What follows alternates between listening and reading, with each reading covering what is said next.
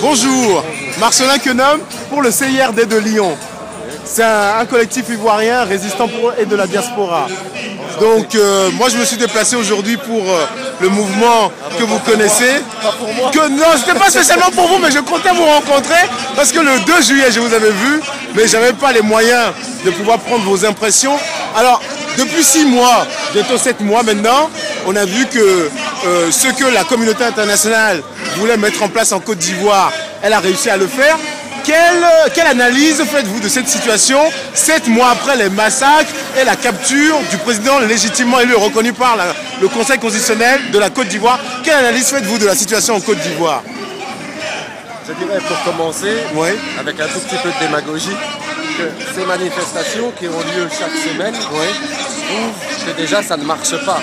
D'accord. C'est-à-dire qu'on après nous avoir abreuvé d'images de la Côte d'Ivoire pendant 5 mois, Des semaines, LCI, BFM. tous les jours, aujourd'hui il n'y a plus rien, puisqu'on ne peut rien montrer. Tout à fait. Il n'y a pas de liesse populaire autour d'Alassane. Tout à fait. Il n'y a pas de preuve flagrante que la Côte d'Ivoire aille mieux, sinon on nous le montrerait. Tout à fait. C'est-à-dire que s'il y avait une activité qui redémarre réellement au lieu d'un nouveau régime qui profite artificiellement de décisions qui ont été lancées, je parle de grands travaux, je parle de grands projets économiques et financiers qui ont été lancés par le régime précédent. Donc ils en bénéficient. Le régime Laurent Gbagbo. Le régime de Laurent Gbagbo. Ils en bénéficient aujourd'hui comme ils bénéficient Des largesses, en fait, du gros travail qui a été fait en Gbagbo. amont pendant les 10 ans. Donc il n'a pas dormi pendant 10 ans. Absolument. Et deuxièmement, ils profitent d'un argent qui afflue relativement d'Occident, mais c'est un argent qui coûte très cher. Tout à fait. Non seulement même... Parce que l'Europe elle-même n'a plus d'argent, donc elle en paie. J'allais dire, quand l'Occident va bien, ça vaut déjà pas le coup d'avoir des dettes D'avoir un avec prêt, lui. oui, tout à Alors fait. quand il est dans l'état où il est... C'est encore pire. Je vous dis quand même qu'aujourd'hui, c'est paru sur Yahoo, qui me semble être... valoir l'AFP. Bien sûr. Yahoo dit que à l'heure qu'il est, la Grèce ne vit que grâce à l'Iran. Vous voyez, c'est très révélateur de la situation révélateur. européenne. Et ça en dit long sur la notion de crise. Car après tout, à part le dégoût moral qu'on peut imaginer que les socialistes libéraux grecs ont à l'idée de traiter avec Ahmadinejad, en dehors de ça, rien ne les dérange finalement. Et rien ne leur interdit à l'avenir même d'imaginer d'avoir plus de relations Avec l'Iran, comme aujourd'hui avec la Chine où ils demandent qu'ils rentrent dans le Fonds monétaire européen. Ça devrait être évocateur pour des pays comme la Côte d'Ivoire et pour tous les autres pays d'Afrique francophone. Si la Grèce, qui fait partie de l'Europe, achète le pétrole iranien parce que les Iraniens sont les seuls à leur faire confiance aujourd'hui, c'est un signe.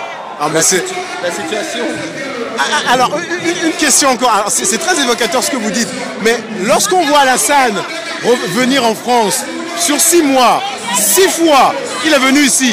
Qu'est-ce que cela cache? Enfin, comment peut-on analyser qu'un président légalement élu soi-disant se retrouve ici dans un pays qui n'est pas censé être tous les mois? J'en ai 3 hypothèses et les 3 sont déplaisantes. D'accord. Soit il est malade et comme tous les présidents africains montrant le mépris qu'il a pour la propre institution qui gouverne de son pays, il va se faire soigner à l'étranger. Oui. Soit il a une bonne amie à Paris qu'il souhaite voir régulièrement, je ne sais pas. C'est une hypothèse, c'est une hypothèse. Il a déjà une parisienne, enfin une oranaise. Mais, ou alors, il vient prendre des ordres ici. Je remarque que quand il vient à Paris, après, il est un peu plus ouvert au dialogue avec le FPI. Ah, c'est bizarre. Oui, parce qu'on s'est rendu compte qu'il y a 20 personnes qui ont été libérées. Au début, on était à 8 et on est revenu à 20. Alors, s'il est capable de libérer 20 personnes sans un jugement provisoire. Il faut considérer que ça a déjà pris de avril jusqu'à maintenant. Pour 20 personnes. Pour 20 personnes. Alors, est-ce qu'on peut espérer... Et sans leur manquer de respect, ce n'étaient pas les personnes dans le gouvernement les plus influents. C'est-à-dire que les vraies personnes qui sont du gouvernement, ils sont toujours enfermés. Mais sur la situation du président Laurent Gbagbo, quel est le plan final de la communauté internationale? Parce qu'aujourd'hui, elle dit CPI, on ne voit plus de CPI se profiler à l'horizon, ou en tout cas on le sait, c'est en stand-by. Ça paraît compliqué. Crime économique, on ne voit pas d'argument. Alors, quelle est la finalité? Pourquoi ce monsieur aujourd'hui est en capture dans les mains de ces geôliers et Qu'est-ce qu'ils veulent en faire? Est-ce que la finalité, c'est est-ce qu'ils veulent le tuer concrètement? J'ai surtout d'autres questions en fait. Est-ce que Alassane Ouattara ne s'est pas vendu aux Français plus beau qu'il n'est? C'est-à-dire, est-ce que les Français, relativement de bonne foi, n'ont pas pensé qu'il allait contrôler la Donc ils ont joué au poker, ils sont en train de se rendre compte qu'il a eu un bluff. Deuxièmement, il est possible que les Français, longtemps en amont, aient joué l'homme d'après. C'est-à-dire, aient eu comme première obsession de liquider Gbagbo, d'accord, de le déloger au moins, bien sûr, d'avoir une transition de quelque nature qu'elle soit, parce que ça soit une petite junte militaire ou un État illégal et illégitime, etc., la différence est très ténue, mais rien ne dit qu'Alassane Ouattara est immortel, premièrement. Tout à fait, comme tout être humain. Il n'est même pas sûr qu'il soit là très longtemps en place. Il y a d'autres forces qui s'agitent. D'accord.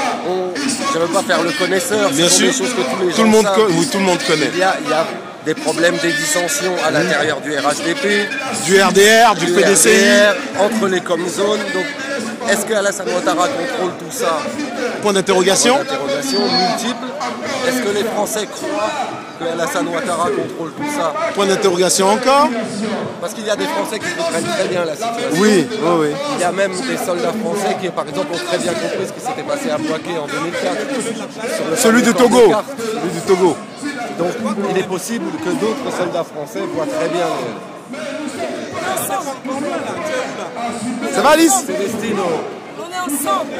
Toujours là. Une question encore. Est-ce que, au niveau de l'Élysée, est-ce que Nicolas Sarkozy se rend compte que non seulement il a échoué sur la politique française, sur la politique africaine, en rappelant que lui-même disait qu'il n'avait pas les bras armés qu'avaient autant de Chirac et de Mitterrand et de Gaulle, est-ce qu'il se rend compte qu'aujourd'hui, qu'en Afrique, il est persona non grata? Est-ce qu'il se rend compte qu'en Afrique et même en France, les Français africains aujourd'hui le vomissent? Parce que c'est le propre mot. Je pense même pas que ça... Ça le dérange? Non, non. Je pense que sa mission, à un moment, prendra fin. Donc, alors, vous pensez que Sarkozy est en mission? Oui. Mais en mission pour qui? La question est là. Pas pour le peuple français, ça c'est certain. Pour les Américains? Moi, je le trouve plus atlantiste et mondialiste à la sauce américaine que gaulliste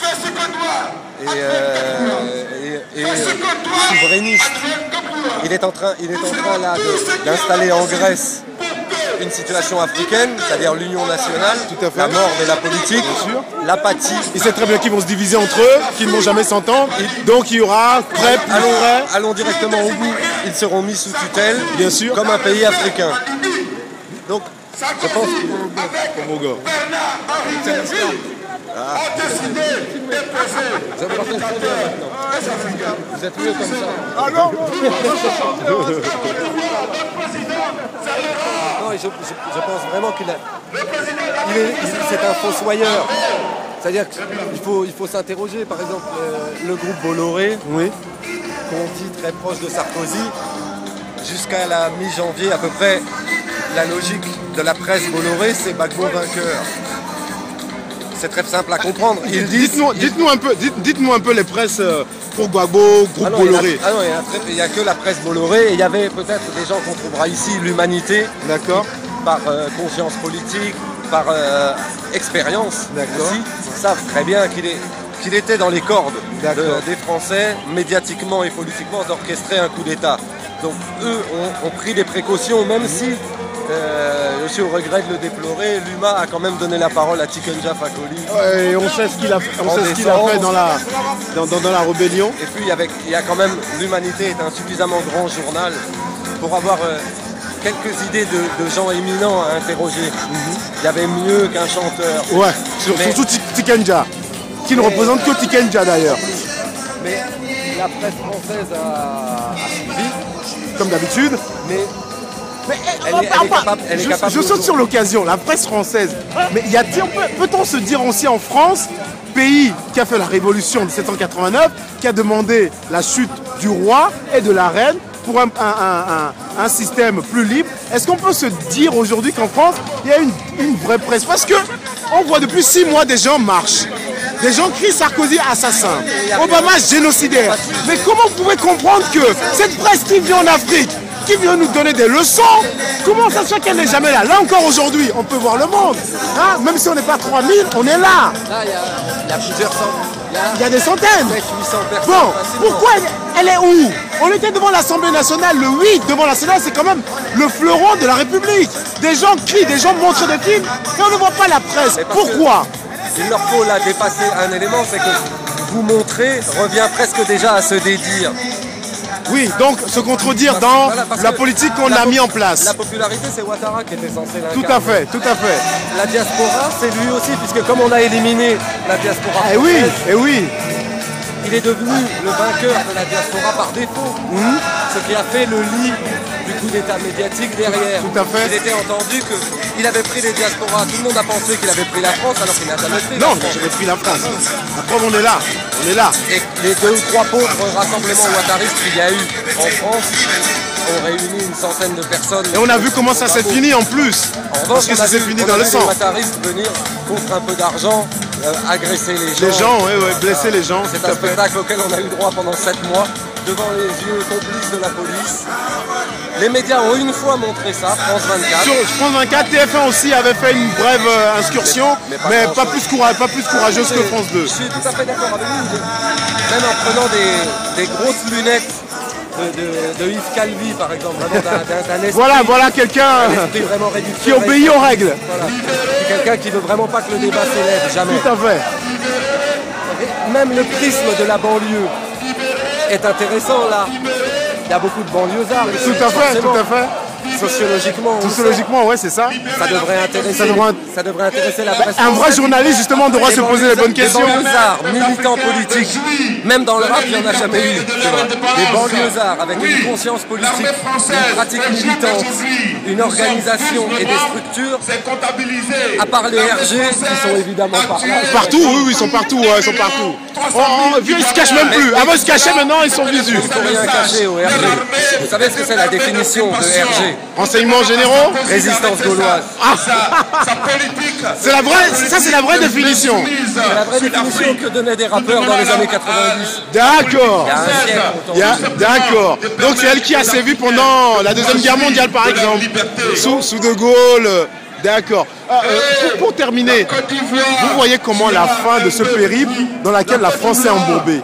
Parce qu'elle s'est embourbée dans quelque chose, je ne vois pas, j'ai du mal à comprendre la logique et à en voir la sortie.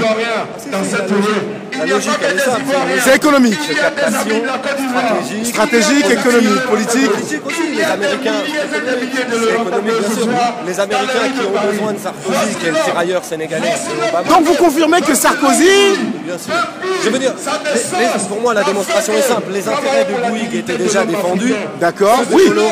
Déjà. Oui. Donc les intérêts français n'avaient pas. D'accord. Donc la guerre, c'était une guerre américaine. C'était pas une guerre française. Sarkozy a mis en danger les intérêts français. Non seulement les intérêts des ressortissants français, oui, qui vivent en Côte d'Ivoire, qui auraient pu être l'objet de représailles, mais aussi de coups montés foireux. Bien sûr. On connaît ces pratiques-là. Bien sûr. La marche fait partie d'un acte démocratique. La marche fait partie Je vais continuer alors. Merci beaucoup pour ces 14 minutes. Je vous remercie beaucoup de votre disponibilité.